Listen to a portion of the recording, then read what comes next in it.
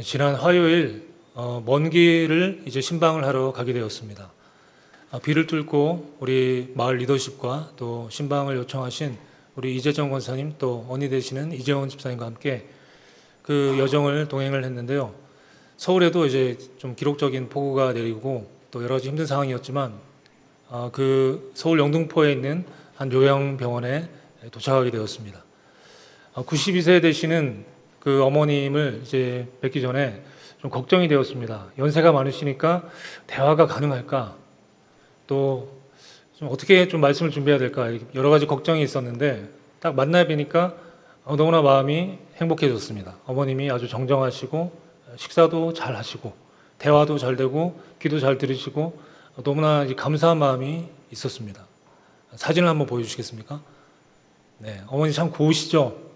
네, 92세 연세이신데 저 잡은 손이 아주 힘있게 잡으셔가지고 참 힘이 넘치시는 그런 어르신이었습니다. 어머님과 말씀을 나누고 또 기도를 하고 하는 과정 가운데서 참 감사한 마음이 들었습니다. 이재정 권사님 잘 모르시겠지만 사실 제가 준비한 말씀은 제가 임종 예식 때 전하는 본문 말씀이었습니다. 누가복음 4장에 있는 그런 말씀인데요. 시므온이라고 하는 예루살렘에 아주 경건한 사람이 있었는데 그가 나이가 들어서 이제 죽음을 맞이하기 전에 성령의 계시를 받은 것입니다. 성령께서 네가 아기 예수를 만나게 될 것이다. 그리고 이제 마지막을 맞이하게 될 것이다. 그 성령의 지시를 받고 이제 아기 예수님을 기다리다가 고대하던 시간이 왔습니다. 아기 예수님을 이제 마주하게 된 것입니다. 그리고 그가 그렇게 고백을 합니다. 여러분 말씀을 같이 한번 읽어볼까요? 누가복음 4장 말씀입니다. 시므온이 아기를 안고 하나님을 찬송하여 이르되 주제여 이제는 말씀하신 대로 종을 평안히 놓아 주시는도다. 아멘. 이 말씀을 제가 이제 임종 예식 때 늘 전하는 말씀입니다. 참 은혜가 됩니다. 하지만 너무나 생생하게 살아계신 어머님, 제가 볼 때는 한 20년은 더 사실 것 같은데 이 말씀을 전하면서 이렇게 권면을 해드렸습니다. 정순군 집사님, 어머님, 주님 부르시는 그날까지 날마다 주님을 마주하시면서 살아가시기 바랍니다. 날마다 주님 그 손을 붙잡고 주님께서 예비하신 그 은혜를 누리시고 그렇게 살아가시기를 축복합니다. 그리고 어머니 기도하실 때 지금 몸이 불편하셔서 고관절 골절로 또 이제 여러 가지 거동이 힘든 상황 가운데서 힘드시지만 기도하십시오. 기도하시면 성령께서 기도하신 그곳에 찾아가셔서 세계 각처 어디든 성령께서 먼저 가셔서 일하여 주실 것입니다. 자녀를 위해서 기도하시면 자녀를 위해서 주님께서 역사하시고 하나님의 은혜를 허락해 주실 것입니다. 그리고 이제 마지막 말씀을 나눕니다. 잠시 왔다 가지만 성령께서 우리 어머님과 동행하여 주실 것입니다. 이 병상에서 힘들고 어려우시겠지만 성령께서 날마다 친구가 되시고 위로하시고 도움을 주시는 그 능력으로 함께 하실 것입니다. 그리고 우리 제가 다음에 다시 또 서울까지 오기는 힘드니까 천국에서 다시 뵙겠습니다. 만나겠습니다. 이렇게 인사를 드렸습니다. 성령께서 어머님과 함께 하실 것이다 라고 하는 사실을 이렇게 함께 나누면서 저도 은혜를 받고 그 자리에서 그 시간들이 참 너무나 오랫동안 추억되어질 아름다운 작별의 시간이다라는 생각을 하게 되었습니다. 여러분 그렇습니다. 성령께서 함께 하십니다. 여러분 성령께서 함께 하십니까? 네, 별로 아니신가요? 성령께서 여러분과 함께 하십니다. 여러분이 지금 아주 팔팔하게 지금 힘이 넘치는 상황 가운데서도 함께 하시지만 아무것도 할 수 없는 상황 가운데서도 성령께서 우리의 일거수일투족을 주관하시고 우리의 심령을 이끄시며 또 병상 가운데 있을지라도 주님께서 치유와 회복의 능력으로 성령께서 함께 하셔서 우리에게 새 힘과 새의 능력을 공급해 주시는 것입니다. 아무것도 할 수 없는 것 같지만 우리가 많은 것들을 할 수 있는 영적인 힘이 성령께서 함께 하시기 때문에 그렇게 우리에게 주어진다는 것입니다. 여러분 기독교 신앙이 좋은 이유를 여러 가지가 있겠지만 한 가지를 꼽는다면 저는 성령 하나님이 계시다. 성령 하나님이 계시기 때문입니다. 라고 이야기할 것 같습니다. 왜냐하면 지금도 생생하게 살아계셔서 우리와 함께 하시면서 우리와 동행하셔서 하나님의 일들을 이루시는 또 우리를 도구로 삼아주시고 우리 안에 역사하시는 그 성령 하나님의 역사 그 다이나믹과 그 파워풀함이 그것들을 경험해 본 사람들은 아실 것입니다. 그 성령 하나님의 존재가 있기 때문에 이 기독교 신앙을 살아있는 믿음, 살아있는 신앙 그렇게 이야기하지 않습니까? 만일 기독교 신앙을 가지고 있음에도 불구하고 이 성령과 교제를 하지 못하고 성령의 능력을 경험하지 못한다면 그야말로 정말 불쌍한 존재입니다. 제대로 된 주님을 믿는 기독교 신앙을 가지지 못한 것입니다. 기독교 변증의 자세로 기독교를 변화하는 입장에서 기독교 신앙을 분석해 볼 때 기독교의 매력은 무엇인가? 여러 가지 있습니다. 십자가 딱 보시면 십자가가 요즘 좀 이쁘기 때문에 사람들이 막 몸에도 문신을 하고 하는데 십자가는 끔찍한 사형틀이지 않습니까? 끔찍한 이 십자가의 그 반전의 매력이 있습니다. 십자가를 통해서 죽음이라는 끔찍한 관문이 통과가 되고 나서 영단번에 예수 그리스도로 말미암아 영원한 삶을 누릴 수 있는 복음의 역사, 구속사의 역사가 이어지게 됩니다. 참 매력이 있습니다. 부활신앙, 여러분 부활. 죽은 자가 어떻게 살아납니까? 하지만 다시 죽었다가 다시 살아나는 그 역사가 우리 기독교의 신앙의 아주 중요한 고백입니다. 부활의 신앙이 있습니다. 또 하나님의 나라, 천국, 여러 가지 매력적인 그런 테마가 있고 매력적인 주제가 있지만 저는 뭐니 해도 이 성령님에 관해서 저는 가장 강조하고 싶다라고 그렇게 표현을 하고 싶습니다. 왜냐하면 성령의 존재는 생생하게 살아 역사하시는 그 하나님을 우리가 날마다 경험할 수 있는, 지금 현재도 일하시는 그 주님을 우리가 마주할 수 있기 때문입니다. 성령 하나님의 역사에는 그 어떤 종교에도 경험할 수 없는 생동감과 활력이 있습니다. 그리고 그 성령을 경험하고 누리는 인생에게는 아주 스펙타클한 믿음의 장이 펼쳐지게 됩니다. 아주 온화해 보이고 별것 없어 보이는 초라한 인생일지라도 성령께서 동행하시면 하나님께서 일하시는 그 역사가 나타납니다. 성경에는 한 사람이 한 나라와 민족을 상대하는 일들이 있었다라고 이야기하기도 합니다. 그리고 성령께서 함께 하시면 우리는 내 뜻과 내 의지가 아니라 주님께서 원하시는 그 방향으로 성령께서 우리를 이끄시는, 성령에 사로잡힌 그 삶을 살아낼 수 있다는 것입니다. 때로는 우리가 질병이 오고 고난이 올 때에도 성령께서 함께 하시기에 오히려 그 고난과 어려움이 다른 축복의 그 도구로 발견되어져서 우리가 하나님의 영광을 더욱더 누릴 수 있는 그 자리로 우리를 초청하는 것입니다. 고난이 더 이상 고난이 아니요, 아픔이 더 이상 아픔이 아니고 주님 예비하신 복으로 다가오는 그 신비함이 성령과 동행하는 인생에게 주어진다는 것입니다. 여러분, 성령의 시선으로 세상을 바라보시면 세상에서 중요하게 여기는 그 관점이 아니라 하나님의 시각을 발견하게 됩니다. 불쌍한 영혼들을 보게 하시고 또 하나님께서 하실 그 하나님의 역사를 마주하게 하신다는 것입니다. 그 영광에 압도되어서 이끌림 바 되어진 인생이 된다면 그야말로 하나님의 영광과 감격을 경험할 수 있는 인생이 되는 것입니다. 여러분, 가나안 농군 학교를 아시죠? 거기에 김용기 장로님이라고 아주 훌륭한 기도의 종이 있었습니다. 그가 우리 민족을 향해서, 나라를 향해서 또 국가 계몽을 위해서 그렇게 애를 쓰고 노력을 했던 것은 참 유명합니다. 그가 했던 유명한 말이 있습니다. 조국이여 안심하라, 내가 기도하노라. 조국이여 안심하라, 내가 기도한다. 내가 기도하기 때문에 우리나라가 걱정이 없다라는 의미가 아니라 내가 기도할 때 하나님께서 일하셔서 이 땅을 만지시고 이 땅을 놓고 기도할 때 하나님께서 이 땅의 모든 심령들에게 힘을 주시고 능력을 주시고 이 땅을 하나님께서 원하시는 그 부국강병의 나라로 이끌어 오신다라고 하는 그런 메시지가 담겨져 있습니다. 진실로 기도하는 그 자리에서 우리는 여기 가만히 앉아 있지만 하나님께서 먼저 가서 일하시는 그 역사가 있는 것입니다. 우리도 지금 성령을 의지해서 기도할 수 있습니다. 주님, 지금 이 땅에 안타까운 일들이 일어나고 있습니다. 주님, 많은 수해를 입은 상황 가운데 특별히 우리 이 청주에도 오송 지역에 안타까운 일들이 일어났습니다. 주님, 더 이상 이 비로 인해서 이 땅이 상하지 않도록 주님 지켜보아여 주시옵소서.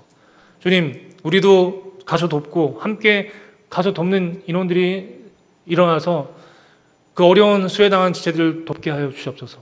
우리가 기도하며 나갈 때 기도에 응답하신 하나님의 역사를 경험할 수 있을 것입니다. 우리 청주선악교회를 위해서도 기도할 수 있습니다. 주님, 우리 청주선악교회 등록한 2196명의 지체들 한 명 한 명 그 가정 가운데 찾아가셔서 비 피해가 없도록 주님 그 심령 가운데, 그 가정 가운데 함께 하시고 또 질병과 어려움과 고통의 문제 가운데 있는 심령들에게 찾아가셔서 주님 치유와 회복의 은혜로 함께하여 주시옵소서. 우리가 기도할 수 있다는 것입니다.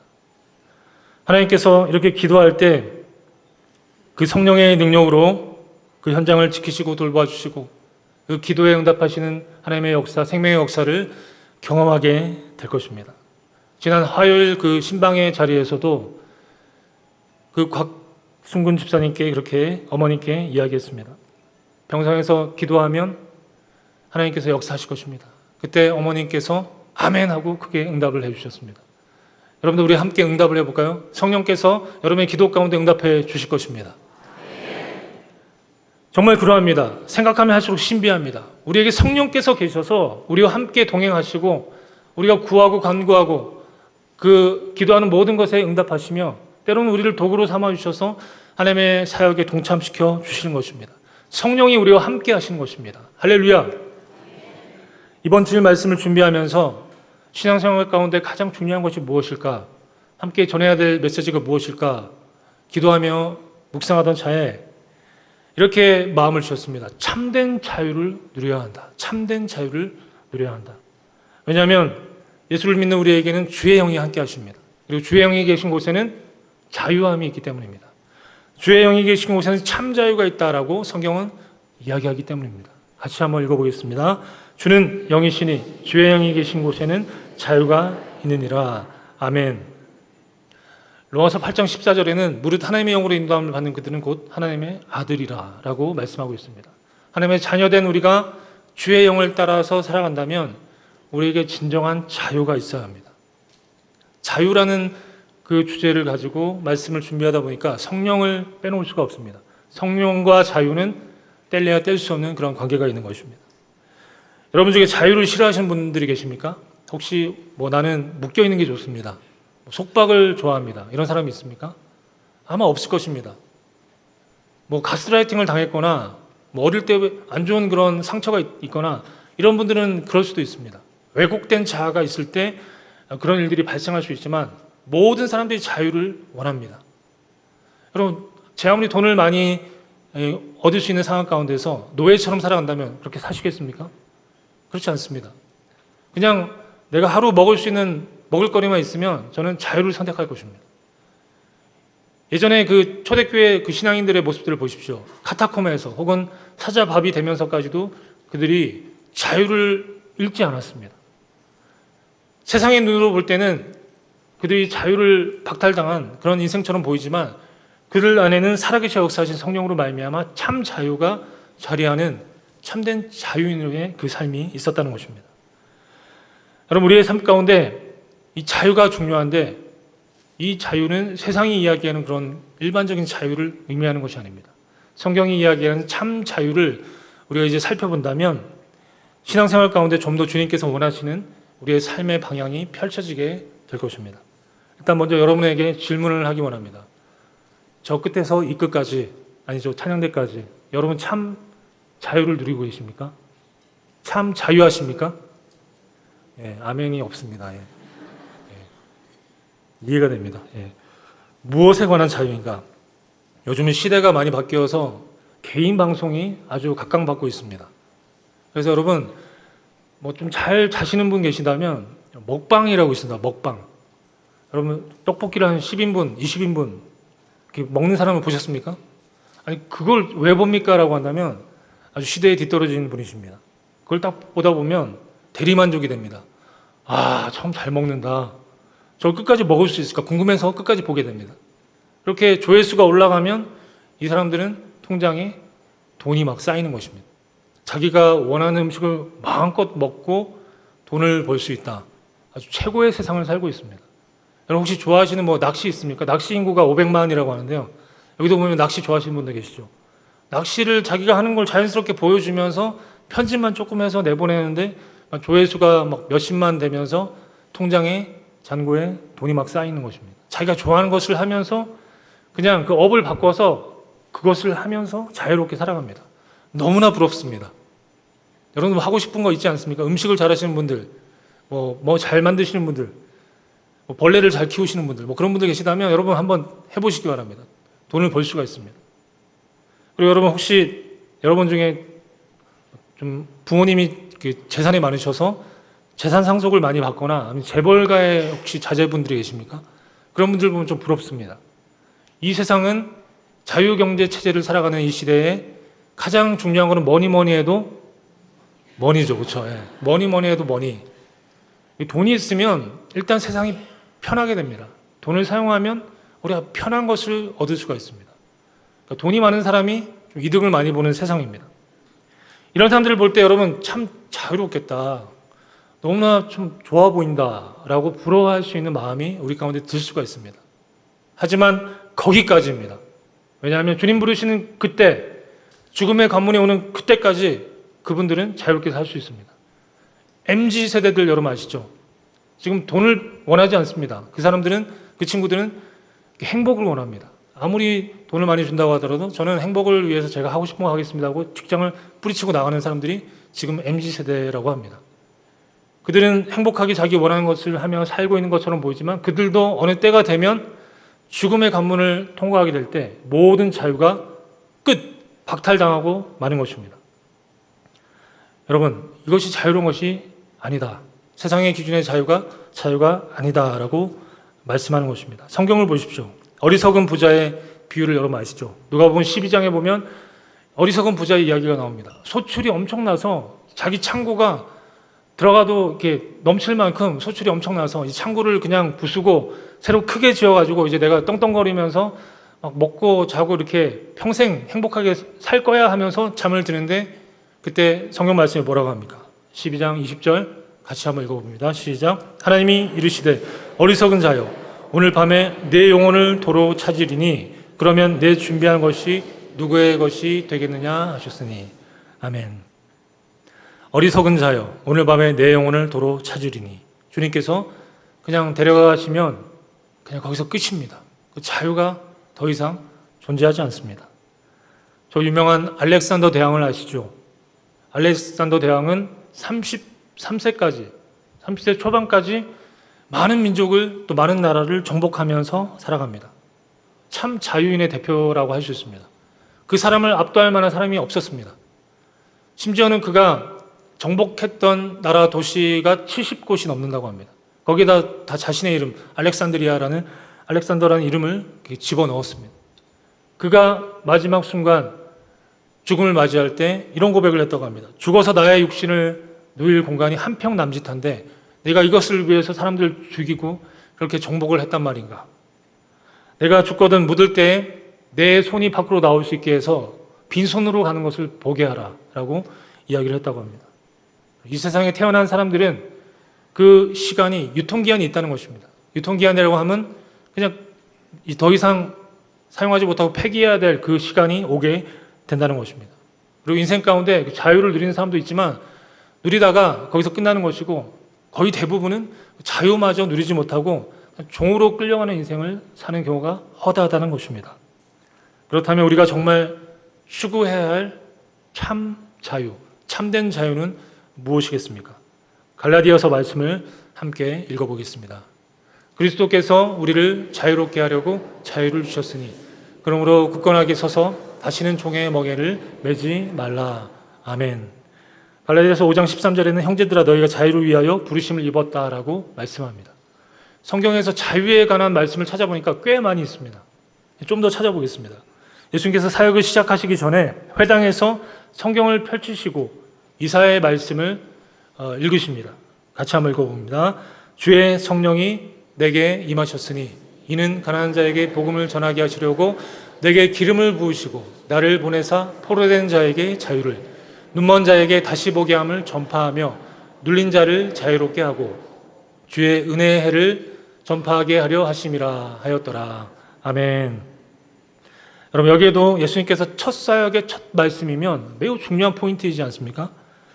주의 성령이 내게 임하셨으니 가난한 자에게 복음을 전하게 하시려고 내게 기름을 부으시고 나를 보내서 어떻게 하신다고요? 포로된 자에게 자유를, 눌린 자에게 또 자유를 주신다.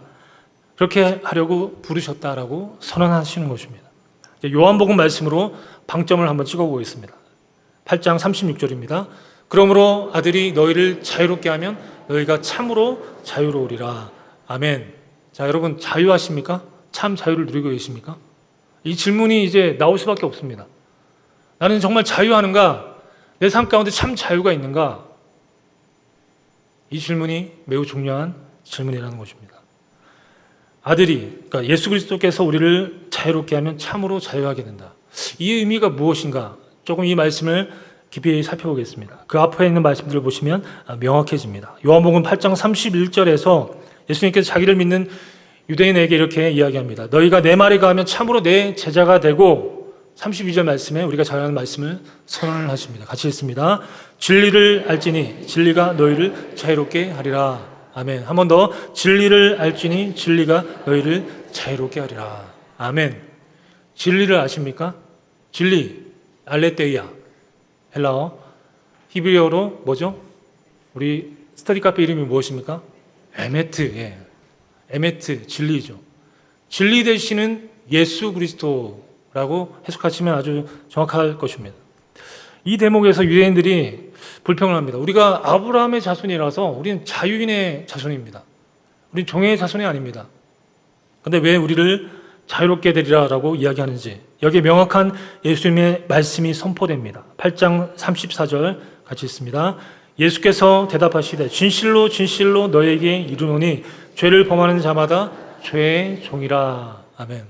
자, 여기 자유에 반대되는 개념 나오죠. 속박당하는 종의 개념, 그 죄의 종이 된다라고 하는 것입니다. 죄의 종은 무엇이 죄의 종입니까? 죄를 짓는 자마다, 죄를 범하는 자마다 죄의 종이다라고 하는 것입니다. 자, 이제 헷갈립니다. 여러분, 자유인이십니까? 네, 죄를 왜 지으십니까? 죄의 종이시네요. 여러분, 무엇입니까? 죄의 종이십니까? 자유인이십니까? 네.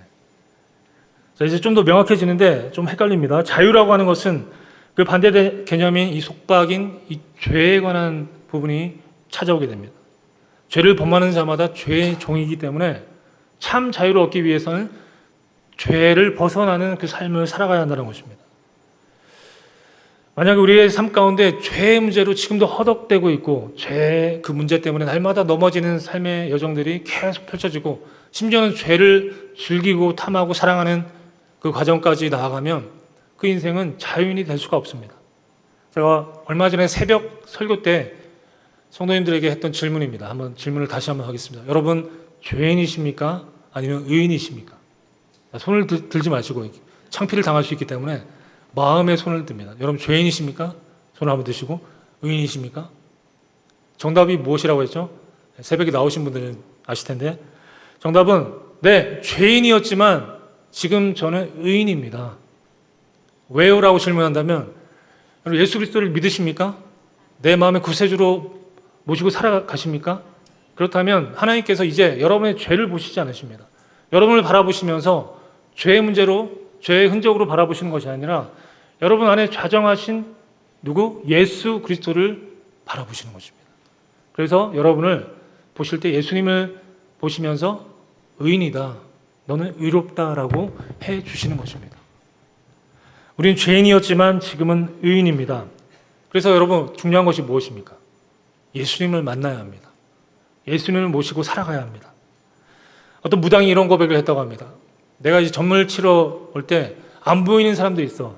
그 사람들을 보면 무슨 흰색 두루마리를 입고 있어. 그 사람의 특징이, 공통된 특징이 예수 믿는 사람들이야. 예수를 잘 믿는 사람들에게 마치 의의 면류관, 의의 두루마리가 입혀 있는 것처럼 하얀색 옷을 입고 있는, 그래서 보이지 않는다는 것입니다. 여러분, 귀신을 섬기는 사람도 이렇게 이야기합니다. 예수 믿는 자에게 그렇게 의의 두루마리가 입혀져 있다는 것입니다. 우리의 삶 가운데 예수를 믿을 때 영혼을 부여받고 영혼을 우리가 즐기고 영혼을 누릴 수 있는 참된 자격이 부여된다는 것입니다. 자, 이제 그 말씀을 이제 마무리 한번 해서 살펴보겠습니다. 요한복음 8장 35절 36절 같이 읽습니다. 시작. 종은 영원히 집에 거하지 못하되 아들은 영원히 거하나니 그러므로 아들이 너희를 자유롭게 하면 너희가 참으로 자유로우리라. 아멘. 이거 조금만 더 유지해 주십시오. 이 말씀, 종은 영원히 집에 거하지 못한다라고 합니다. 그러니까 하나님 아버지의 집에 거하는 존재는 누구입니까? 아들입니다. 아들. 자유인의 신분인 아들이 그 집에 영원히 거하게 되는 것입니다. 갈라디아서 4장에 보면 아브라함의 두 아들 이삭과 이스마엘에 관한 이야기가 나옵니다. 여기에서 종의 아들은 누구입니까? 종의 아들 하갈의 자녀인 이스마엘이죠. 자유인의 아들은 누구입니까? 그의 아내 아브라함의 아내 사라의 아들이었던 이삭이죠. 자, 여러분, 여종인 하갈과 자유인 사라의 이야기를 통해서 참 자유에 관한 스토리를 갈라디아서 4장에서 풀어갑니다. 여기 있는 말씀도 마찬가지입니다. 종은 영원히 집에 거하지 못하는 것입니다. 우리가 이스마엘처럼 종의 자녀로 혹은 죄에 이끌려서 죄의 종으로 살아가는 인생이 된다면 더 이상 그 아버지의 집에 거할 수 없다는 것입니다. 아버지의 집에 거할 수 있는 그 신분과 자격은 어떻게 됩니까? 36절 말씀 한번 읽습니다. 그러므로 아들이 너희를 자유롭게 하면 너희가 참으로 자유로우리라. 할렐루야. 그 아들 되신 주님께서 우리의 삶 가운데 좌정하셔서 우리의 삶을 이끄시는 그 능력으로 우리의 삶의 주인이 되실 때, 그때 우리의 삶에 참 자유가 임하게 되는 것입니다. 죽음이 오더라도 죽음으로 끝나는 것이 아니라 죽음 이후에 더 영원하고 풍성한 생명의 삶이 이어지게 되는 것입니다. 할렐루야. 여러분, 이 참 자유를 누리고 살아갈 수 있기를 간절히 축복합니다. 이제 본문으로 돌아갑니다. 이제 본문으로 돌아갈 때 이 본문 말씀 로마서 8장 1절 2절은 여러분 암송을 하시기 바랍니다. 꼭 암송을 하셔야 됩니다. 피가 되고 살이 되는 그런 말씀입니다. 같이 한번 읽습니다. 시작. 그러므로 이제 그리스도 예수 안에 있는 자에게는 결코 정죄함이 없나니 이는 그리스도 예수 안에 있는 생명의 성령의 법이 죄와 사망의 법에서 너를 해방하였습니다. 아멘. 이제 말씀이 좀 더 명확하게 다가옵니다. 그리스도 예수 안에 있는 자에게는 결코 정죄함이 없는 것입니다. 우리 안에 예수님으로 말미암아 죄에 관해서 죄인의 신분에서 탈피하게 되고 이제 의인의 신분을 유지하게 되는 것입니다. 여러분, 신천지나 이단이 찾아와도 그들이 여러분 회개하셔야 된다고 혹은 구원파가 와서 언제 구원받았습니까? 라고 할 때 우물쭈물하지 마시고 구원받았습니다. 나는 의인입니다를 자신 있게 선포할 수 있어야 합니다. 여러분, 왜 참된 자유를 이야기하는데 성령을 말씀하는지 여러분 이해가 되십니까? 죄와 사망의 법 아래, 그러니까 율법으로 날마다 정죄함을 받고 정죄함을 당했던 우리가 이제 율법의 그 난간을 뚫지 못했던 우리가 이제는 생명의 성령의 법, 주님께서 오셔서 생명의 성령의 법의 그 역사로 말미암아 영원한 삶을 누리게 되고 자유를 얻게 되는 것입니다. 자유의 삶이 펼쳐지게 되는 것입니다. 생명의 성령의 법이 우리 안에 살아서 역사하기 때문에 오늘도 살아계신 그 성령의 임재 아래 날마다 그 자유와 평화를 누리며 우리는 삶을 살아가게 됩니다. 그렇다면 이 생명의 성령의 법을 따라서 참 자유를 누리며 살아가는 그 인생은 어떻게 살아가는 인생입니까?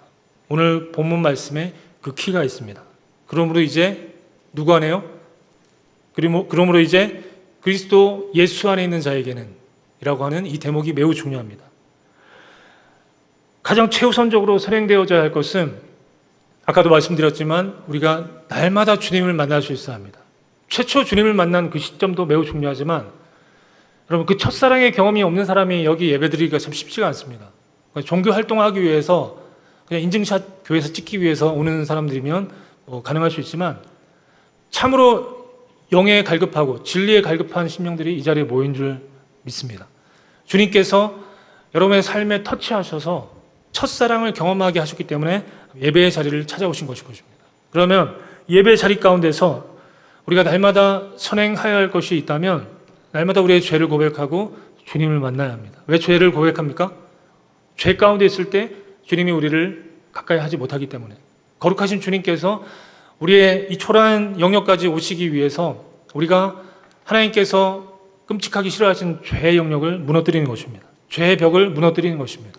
주님께서 이 예배의 자리 가운데 함께 하셔서 우리의 삶에 새 생명과 역사를 공급해 주시고 주님의 손을 붙잡고 힘을 얻고 우리가 이 세상을 향해서 나가는 것입니다. 여러분, 결과론적으로 그리스도 예수 안에 있는 것은 죄의 소욕을 버리고 은혜의 지배를 따라 사는 것입니다. 예수 안에 있는 자, 그리스도 예수 안에 있는 자에게는 이제 결코 정죄함이 없습니다. 이제 죄의 지배가 아니라 은혜의 지배 아래 들어가는 그 삶이 펼쳐집니다. 우리의 내면을 들여다보시고 우리가 사용하는 시간과 그 돈을 살펴보시기 바랍니다. 여러분의 사용하는 시간, 24시간 중에서 24시간 중에서 먹고 자고 또 배출하는 그 시간들을 빼면 대략 한 12시간 정도 될 것입니다. 그 시간 동안 여러분 무엇에 많은 시간들을 투자하십니까? 무엇에 많은 재물을 사용하십니까? 여러분이 투자하고 사용하는 그 시간과 그 재물에 여러분의 마음이 있습니다. 성경에도 내 보물 있는 곳에 내 마음이 있다라고 말씀하고 있습니다.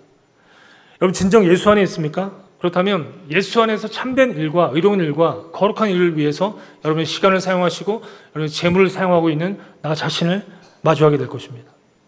하지만 우리가 주님 외에 다른 곳에 더 많은 관심을 두고 있다면 어쩌면 그 사람에게는 하나님의 나라가 멀리 있는지도 모르겠습니다. 교회 성도나 항존 직분자라고 해서 예외가 아닙니다. 아니 목사라고 하더라도 예외가 아닙니다. 우리가 척할 수 있습니다. 이곳에서 잘 믿는 척, 찬양 잘하는 척, 거룩한 척 할 수 있습니다.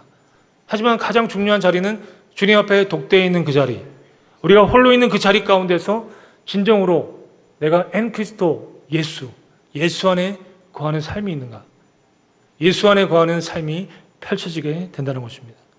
참 자유의 삶, 두 번째로 성령과 동행하는 동고동락하는 삶이 펼쳐지게 됩니다. 여러분 성령을 이야기하지만 성령이 누구입니까? 라고 질문하는 사람들이 있다면 여러분 성령께서는 보혜사 되십니다. 보호하시고 은혜를 주시고 스승이 되십니다. 끊임없이 우리와 함께 하시고 우리를 위로하시고 우리에게 힘을 주시는 파라클레토스, 위로자 되시는 그 하나님이십니다. 그분이 지금도 우리 안에 자정하시고 예배 자리 가운데 운행하셔서 우리로 하여금 말씀을 집중하게 하시고 하나님을 찬양하게 하시고 하나님을 높이게 하는 그 역사를 이루어 주시는 것입니다. 말씀을 들을 때, 읽을 때 우리가 이 말씀을 이해할 수 없지만 막 가슴이 뜨거워지면서 말씀이 전인격적으로 깨달아지는 그 과정을 허락해 주시는 것이 성령의 역사이십니다. 여러분 그 성령의 역사를 누리고 계십니까? 성령과 동고동락하십니까? 동고, 고난과 함께하고 동락, 즐거움과 함께하는 성령과 늘 동행하고 성령과 늘 소통하는 소공동의 그 삶의 여정이 있다면 그 인생에게 자유가 멀지 않습니다. 그 인생에게 하나님의 나라가 멀지 않습니다. 제가 성령 체험을 하고 아주 뜨겁게 지냈던 10대 시절이 있었습니다. 그때 여러분 야간 자율학습 시간을 마치고 야자를 마치고 우리 교회 모교회가 아주 좋은 교회 환경이 있었습니다. 교회 기도방이 있었습니다. 10군데가 넘는 기도방에서 때로는 혼자 기도하고 또 10명 넘게도 막 기도하고 야자를 끝나고 아이들이 모여서 기도를 하는데 제가 지금 기억나는 기억의 파편의 조각들을 살펴보면 그렇게 눈물을 흘리고 회개했던 기도가 많았습니다. 그 순수했던 10대 시절에 왜 그렇게 회개 기도가 많았을까? 죄의 습성이 이렇게 강한 것입니다. 우리가 지금 어떤 신분이라고요? 죄인입니까? 의인입니까? 벌써 까먹으셨나요? 의인이죠, 의인. 그렇죠? 죄인이었지만 의인입니다. 여러분, 죄인이었던 우리가 의인이 되었지만 여전히 죄의 습성이 역사합니다. 죄는 우리를 속이기도 하고 죄는 강압의 역사도 있기도 합니다. 그래서 끊임없이 그 옛사람을 향해서 우리가 다시 돌아가는 흙구덩이를 향해서 돌아가는 우리의 모습들이 있다는 것입니다. 그래서 여러분 제가 그 순수했던 10대 시절 그 기도방에서 끊임없이 회개 기도했던 그 기억들이 아주 많이 기억이 납니다. 우리 안에 많은 죄악의 문제가 있습니다. 어떤 분들은 남을 시기하고 질투하고 또 무언가를 훔치기도 하고 어떤 분들은 음란함과 더러움에 그것들을 즐기기도 하고 어떤 분들은 내면의 우울함에 깊이 빠져들어서 자기 연민의 그 감정을 즐기고 사랑하는 그 삶을 살아가기도 합니다. 수많은 죄악된 요소, 유혹의 요소들이 있습니다. 그때 우리가 예수 그리스도 이름으로 그것들을 끊어내며 하나님의 방법을 선택하는 것이 필요합니다. 이때 가장 큰 도움을 주시는 분이 누구이십니까? 바로 파라클레토스, 보혜사 되시는 성령 하나님이십니다. 여러분 그래서 옆에 마치 친구가 있는 것처럼 성령님 저를 도와주십시오. 나와 함께 해주십시오. 나의 어려움을 아시죠? 주님 먼저 가셔서 일하여 주시옵소서. 그렇게 끊임없이 주님과 소통하는 그 과정들이 필요합니다. 그리고 여러분 선택의 시간들이 있습니다. 끊임없이 여러분 우리가 선택할 때가 있습니다. 야심한 밤에 배가 고픕니다. 냉장고를 보니까 치킨 전단지가 있습니다. 전화를 할까 말까 무엇을 선택해야 합니까? 전화를 하는 그 순간 여러분의 배둘레임이 늘어나기 시작합니다. 다이어트를 하지 못합니다.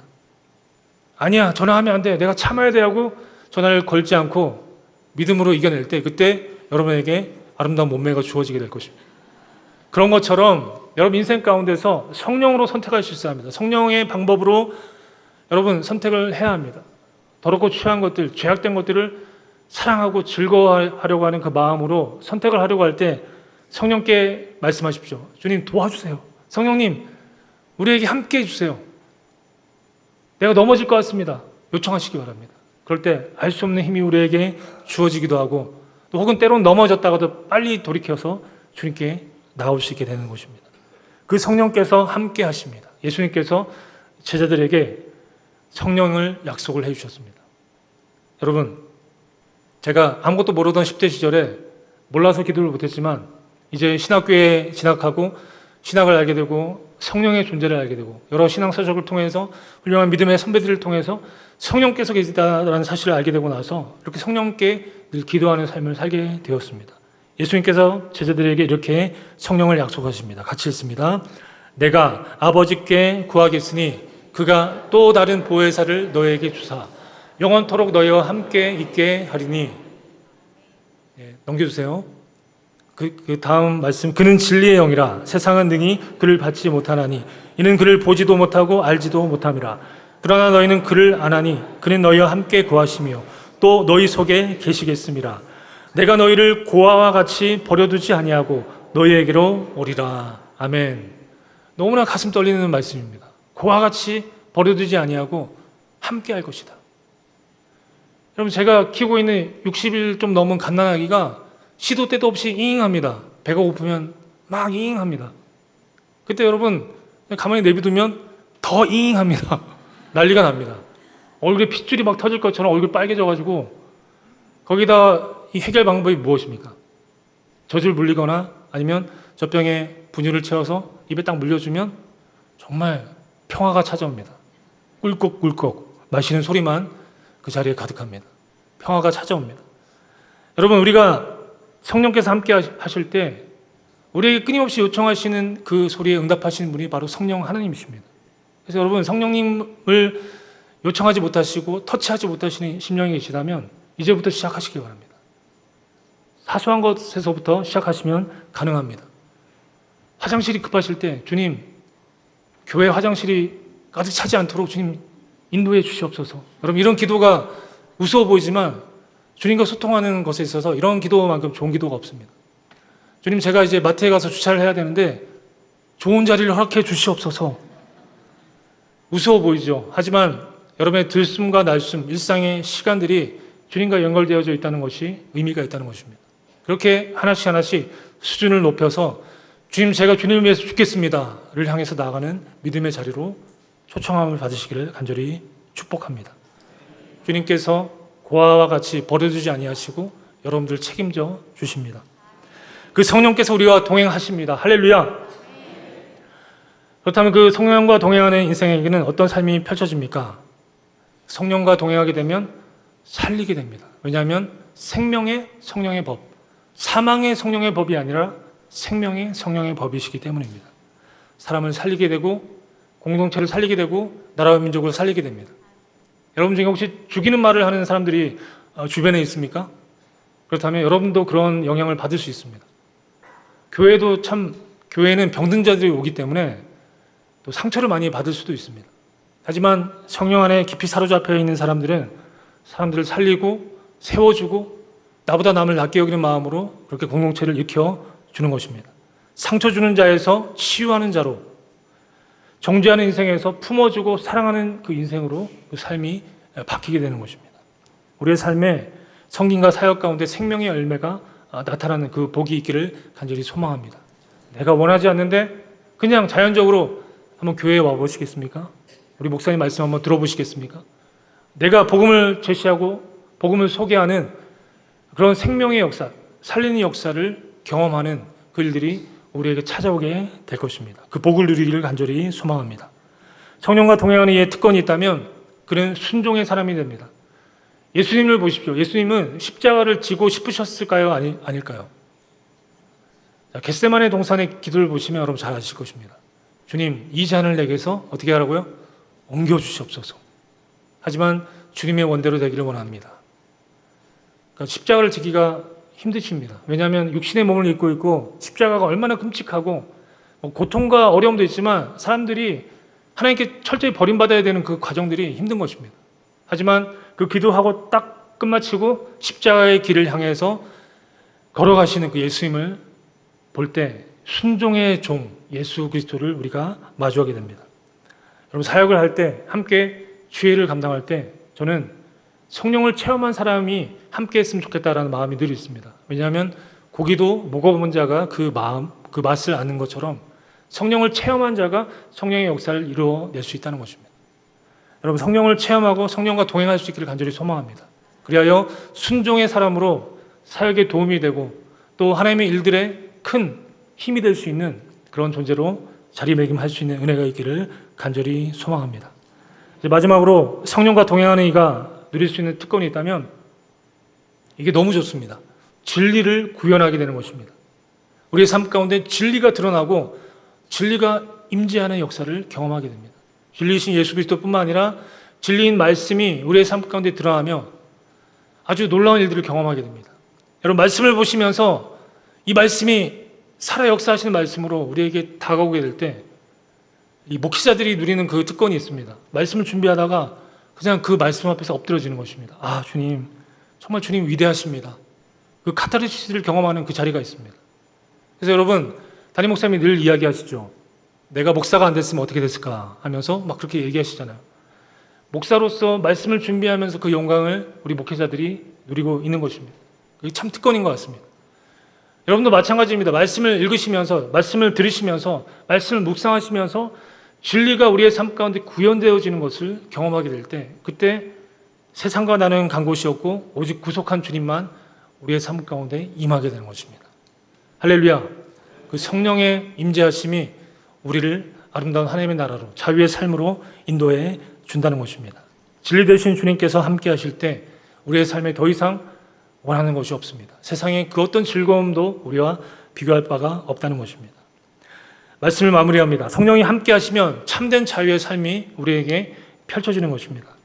이제 시간이 지날 것입니다. 시간이 지나면 여기 있는 모든 사람들이 죽음이라고 하는 관문을 통과하게 될 것입니다. 우리는 연대기적인 이 죽음의 시간을 통과해내지만 하나님은 카이로스의 그 시간 가운데서 이전에 죽었던 사람들과 저 후에 죽을 사람 모두가 함께 하나님의 심판대 앞에 도달하는 그 신비를 마주하게 될 것입니다. 아마도 앞서 제가 말씀에 초대에 이야기했던 정순군 우리 집사님, 이재정 권사님의 어머님도 그때 천국에서 마주하게 될 것입니다.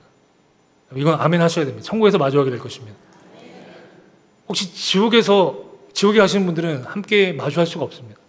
천국에서 마주하게 되는 그 순간이 분명히 오게 될 것입니다. 여러분, 천국에서 마주한다는 것이 무슨 의미입니까?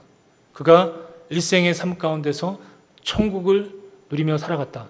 성령과 동행하면서 삶을 살아내었다는 것입니다. 오늘 이 자리에 있는 모든 하나님의 사람들이 오늘 우리에게 주어진 하루하루의 시간 가운데서 그렇게 성령과 교제하며 성령과 동행하며 참 자유를 누릴 수 있기를 간절히 축복합니다. 오늘 우리가 살아가는 이 시간은 어제 죽어간 이들이 그렇게 살고 싶어 했던 내일임을 잊지 마시기 바랍니다. 오늘 주어진 시간이 길지 않을 수도 있습니다. 이 시간 속에서 성령과 동행하며 생명이 있는 그날까지 살리시는 그 영을 우리가 날마다 모시면서 또 교제하면서 살아간다면 여러분을 통하여서 이 땅에 하나님의 나라와 영광이 충만히 임하게 되는 그 은혜가 있게 될 줄 믿습니다. 주님께서 그러한 삶을 허락해 주실 것입니다. 기도하겠습니다.